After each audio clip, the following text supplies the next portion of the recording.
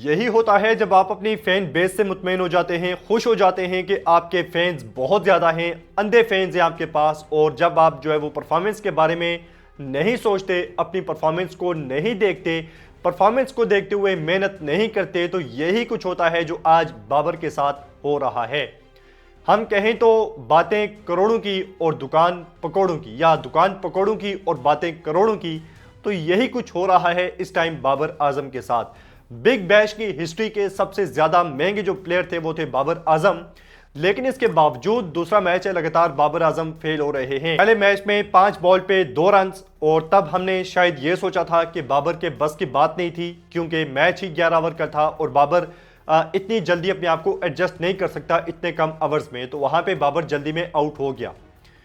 लेकिन आज दूसरा मैच है और यहां पे बाबर साहब के पास पूरा चांस था, इसके बावजूद बाबर 10 बॉल पे 9 रन बनाने के बाद आउट हो जाता है। और बीबीएल में अभी तक बाबर ने 15 बॉल पे 11 रन बनाए हैं 2 मैचेस खेल के। और पहला मैच जहां पे उनकी टीम हारी थी अवे पे, और आज अपने होम ग्राउंड पे जहां पे बाबरिस्तान का स्टैंड भी था, वहां पे भी बाबर से परफॉर्म नहीं हुआ और वो सिर्फ 9 रन बना सके हैं। हमें 2 चीज़ें बड़ी जो है वो परेशान कर रही हैं। एक तो हो सकता है कि आने वाले मैचेस में मजीद कुछ चांसेस देने के बाद बाबर को बेंच पे ही बिठा दिया जाए, यानी कि बाबर प्लेइंग 11 में जगह ना बना सकें।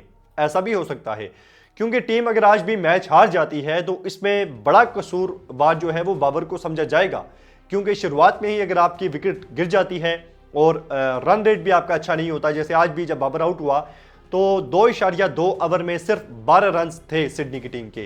तो आज भी आप देख लें उनका जो रन रेट था वो 6 का भी नहीं था। और पिछले मैच में भी जब 11 ओवर का मैच था तब भी बाबर का जो स्ट्राइक रेट था वो 40 का था, आज 90 का स्ट्राइक रेट था। तो यहाँ पे बाबर के लिए आगे कंटिन्यू कर पाना शायद मुश्किल हो जाए। और दूसरी चीज़ जिससे हमें डर लगता है वो ये, हमने 3-4 दिन पहले वीडियो बनाई थी जिसमें बात की थी कि कैसे बाबर के लिए जो है वो इश्तेहारात छपे हैं और न्यूज़पेपर पे बड़े बड़े जो आर्टिकल हैं वो लिखे गए हैं बाबर के लिए। और इससे पहले ऐसा हुआ था जब ऑस्ट्रेलियन मीडिया ने ये लिखे थे आर्टिकल्स वगैरह, जब विराट कोहली आया था ऑस्ट्रेलिया में टेस्ट सीरीज खेलने के लिए। लेकिन उसके बाद जब विराट कोहली फेल हुआ तो ऑस्ट्रेलियन मीडिया ने जो हाल किया विराट कोहली का, किंग कोहली से डायरेक्ट क्लाउन कोहली बना दिया। तो यही डर है हमें बाबर आजम के लिए, जितनी ज़्यादा उन्हें जो है वो सपोर्ट की गई है और जिस तरह से उनकी जो है वो प्रमोट किया गया है अपनी लीग को बाबर आजम के नाम पे, और सिडनी सिक्सर्स ने जिस तरह से सोशल मीडिया पे बाबर आजम को लेके पोस्ट की हैं, उनकी पिक्चर एक एक एक्टिविटी बाबर की पोस्ट की गई है जो जो बाबर आजम कर रहे थे, तो हर चीज़ पे उन्होंने बाबर आजम को आगे रखा और प्रमोशंस अपनी की। तो अब अगर बाबर आगे भी फेल होते हैं तो ऑस्ट्रेलियन मीडिया जो हाल करेगा बाबर आजम का, हमें इससे भी खौफ आता है। और तकलीफ इसलिए होती है कि बाबर आजम, मैंने जैसे वीडियो के शुरू में बात की, हमेशा अपनी फैन बेस से मुतमईन हो जाते हैं और परफॉर्मेंस की तरफ देखते ही नहीं है। ये जो बाबर की फैन बेस है, ये जब शुरुआत में बाबर आया था उस टाइम पाकिस्तान के पास ऐसा बल्लेबाज था ही नहीं, और बाबर ने उस टाइम अपने नाम मुकाम बनाया पाया और बाबर बहुत ही शानदार प्लेयर था।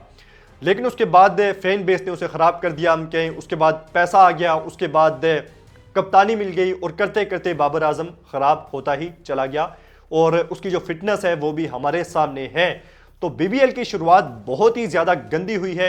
आज बाबर ने ल्यूक वुड को पहले चौका लगा दिया था मिड विकेट पे, लेकिन उसके बाद शॉर्ट मिड विकेट पे ही कैच देके चले गए।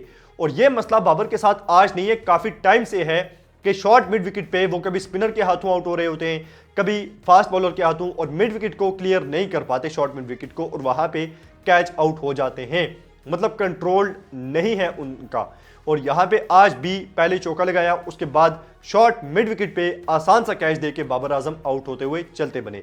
तो यहाँ पे मेहनत करनी पड़ेगी। एक ही जगह पे बाबर आजम कई दफ़ा आउट हो चुके हैं, इससे पहले वो स्लिप पे आउट होने शुरू हो गए थे, और अब आप देख लें कि मिड विकेट पे वो आउट होना शुरू हो गए हैं। आज आप देख लें बाबर के अब जो दूसरा मैच है, यहाँ पे 15 बॉल पे बाबर ने अभी तक 11 रन बनाए हैं और शुरुआत बहुत ही ज़्यादा गंदी हुई है। ल्यूक वुड, आपको एक और बात पता होनी चाहिए कि पिछले साल पीएसएल में थे और इस बार वो जा चुके हैं आईपीएल में। तो बाबर आजम की इस परफॉर्मेंस की वजह से जो उनकी टीम है सिडनी सिक्सर्स, वो सिर्फ 159 रन जो है वो बोर्ड पे लगा सकी है और एक बड़ा टारगेट नहीं है। लेकिन उनके सामने एडिलेड की टीम में थे हसन अली, जनरेटर स्टार्ट, लेकिन उनसे जनरेटर जो है वो स्टार्ट नहीं हो सका और हसन अली को पहली बॉल पे ही छक्का पड़ा। उसके बाद हसन अली ने 9 के इकोनॉमी से रन्स दिए, कोई विकेट नहीं ली और 4 ओवर में उन्होंने 36 रन्स दिए हैं बाबर आजम की टीम के अगेंस्ट खेलते हुए। तो यहाँ पे पाकिस्तानी जितने भी प्लेयर्स हैं आप देख लेंगे इस टाइम तक बीबीएल में फेल हो रहे हैं। शादाब खान ने थोड़ा बहुत इंपैक्ट डाला है, लेकिन हम ये भी नहीं कह सकते कि उन्होंने भी कुछ बहुत ही ज़्यादा एक्स्ट्रा ऑर्डिनरी परफॉर्मेंस दी हो। अच्छी परफॉर्मेंस थी जो शादाब खान ने दी थी, बॉल से भी बल्ले से भी, लेकिन बाकी पाकिस्तान के जितने भी स्टार्स हैं अभी तक बुरी तरह से एक्सपोज हो रहे हैं बीबीएल में। और इसके अलावा सिर्फ एक ही बॉलर रह गया है जिसके कारनामे सामने आने बाकी हैं और उसका नाम है हारिस रऊफ। मेलबर्न स्टार्स की टीम में है हारिस रऊफ और पहले बीबीएल खेल चुके हैं, हैट्रिक भी है और ऑस्ट्रेलिया में हारिस रऊफ हमेशा से अच्छी बॉलिंग करते हैं और यहाँ पे भी हमें ऐसा ही लगता है कि हारिस रऊफ इन बाकी सबसे अच्छी बॉलिंग करेगा और उसका रिकॉर्ड बीबीएल में हमेशा से शानदार रहा है। तो यहाँ पे भी हारिस रऊफ मेरे ख्याल में अच्छी बॉलिंग करने में कामयाब हो जाएंगे क्योंकि जो पिचेस हैं वहाँ से काफ़ी ज़्यादा हेल्प मिलती है हारिस रऊफ को पेस की वजह से। तो हमारी नज़र उन पे भी रहेगी और देखते हैं कि वो क्या गोल खिलाते हैं।